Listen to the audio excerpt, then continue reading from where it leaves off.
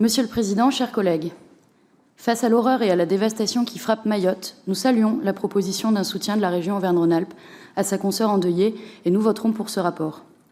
Nos pensées vont à toutes les victimes de ce drame, de même que notre soutien le plus fraternel. Cette crise sans précédent rappelle la vulnérabilité particulière des territoires ultramarins face au changement climatique et à ses conséquences. Les scientifiques s'accordent pour le dire, les tempêtes tropicales ne sont pas plus nombreuses du fait du dérèglement climatique, mais elles sont assurément plus intenses.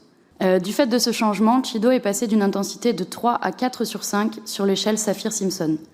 Ce phénomène s'explique en partie par le réchauffement des eaux tropicales qui intensifie l'énergie des cyclones. L'inaction climatique tue aussi sûrement qu'une balle tirée à bout portant. La situation sociale de Mayotte renforce cette vulnérabilité. Alors que plus de 77% de la population mahoraise vivait sous le seuil de pauvreté en 2018, l'archipel attire de nombreuses personnes en provenance de Madagascar, des Comores ou de la région des Grands Lacs en Afrique. La situation administrative de ces personnes, bien souvent des femmes, accompagnées de jeunes enfants ou de mineurs isolés, les rendent méfiantes vis-à-vis des autorités locales. Lors des alertes lancées le 14 décembre, beaucoup ont cru à un piège et n'ont pas osé se réfugier. Ce drame humain est encore intensifié par une fragilité structurelle liée à un habitat extrêmement précaire, des inégalités sociales et économiques criantes et des conditions sanitaires dégradées de façon répétée. Rappelons-le, un tiers de la population mahoraise vit dans un bidonville. Aujourd'hui, en 2024, des citoyennes et des citoyens français vivent dans des bidonvilles. Tous les ingrédients du drame étaient donc réunis pour aboutir à ce bilan qui ne cesse de s'alourdir et qui pourrait représenter à terme la catastrophe naturelle la plus meurtrière en France depuis de très nombreuses années. La question n'est donc plus de savoir pourquoi c'est arrivé, mais comment anticiper et protéger l'avenir.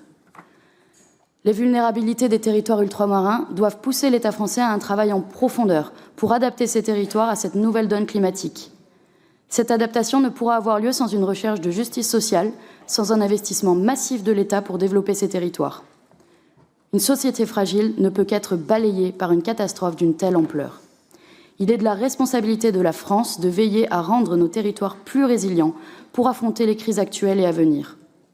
En 2023, un rapport de l'inspection générale de 6 ministères dénonçait, je cite, « une faillite généralisée des administrations publiques à Mayotte ». Les sous-investissements en matière d'infrastructures de santé, d'éducation et d'accès à l'eau potable sont une honte, une tâche dans l'égalité territoriale qu'exige notre République. L'attitude du Premier ministre François Bayrou ne fait que renforcer ce sentiment d'abandon, cette impression que parmi les citoyennes et les citoyens français, certains sont moins importants que d'autres. L'État et ses administrations doivent pourtant être la garantie que partout en France, à n'importe quel endroit du territoire, notre maison commune que sont les services publics est ouverte et prête à nous accueillir. Nous entendons beaucoup parler de droits et de devoirs, de redevabilité. Mais lorsque l'État faillit, que les droits les plus élémentaires des citoyens ne sont pas assurés, comment lui faire encore confiance?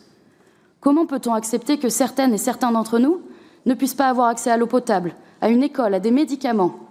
La réponse est simple. Nous ne le pouvons pas, nous ne le devons pas. Derrière chaque Mahorais meurtri, c'est la France entière qui pleure. La tâche à venir est immense, face à des catastrophes de plus en plus terribles. Ce drame nous rappelle que la République est une promesse d'égalité et de solidarité, qui ne doit souffrir d'aucune exception. Investir massivement à Mayotte, comme dans tous les territoires oubliés, c'est affirmer que chaque citoyen, chaque personne compte, quelle que soit sa situation ou son lieu de vie. Je vous remercie.